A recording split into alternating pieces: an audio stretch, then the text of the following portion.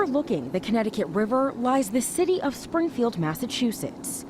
The population of nearly 155,000 people is home to many firsts, like where basketball came to life in 1891. Even more recently, where the first resort casino in the state was built.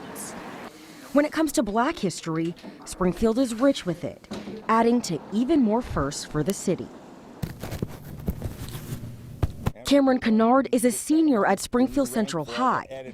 At 18 years old, the recently promoted lieutenant colonel of the JROTC holds the title as the first Black female commander. Major Keita, he pulled me into his office and said, "Cameran, I think you made history here." And I was like, okay. And then he was like, "No, I think you really are the first female African-American wing commander in the school's history." And at first I was like, "Oh, that's nice." And then after that, he was like, "No, this is a big deal because, this is a major high school." The JROTC unit here at Central is the #1 unit out of 20 other units in the country. When the unit was first founded in 1966, they began with 40 cadets.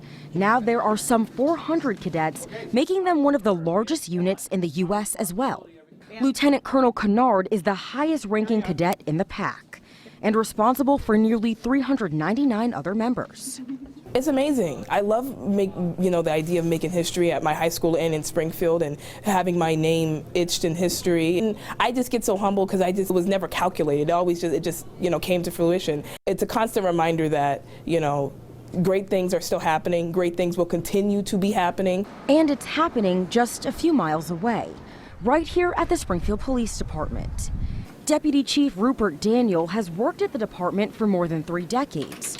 Most recently making history there in fall of 2019, after becoming promoted to his current title, the first Black officer to do so. Much like Cunard, Daniel also served in the armed forces, earning the distinction as a Green Beret before making the switch over to law enforcement. I think back of all the talented minorities that have worked for this department, and I just still find it amazing that it's taken this long for somebody to rise up to this level. But it's drive and tenacity that got him where he is today, 2 qualities that have been with him from a young age. A native of the West Indies, migrating to the U.S. and becoming a foster child in Boston, Daniel says that he's a product of pursuing your dreams, regardless of circumstances.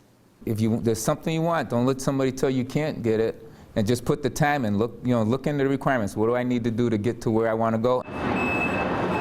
And if you travel to Worthington Street, you'll not only find firefighters saving lives, but breaking barriers as well. I feel like I'm just an example of a pathway created for others to follow. That pathway going down in Springfield history as the first Black district fire chief.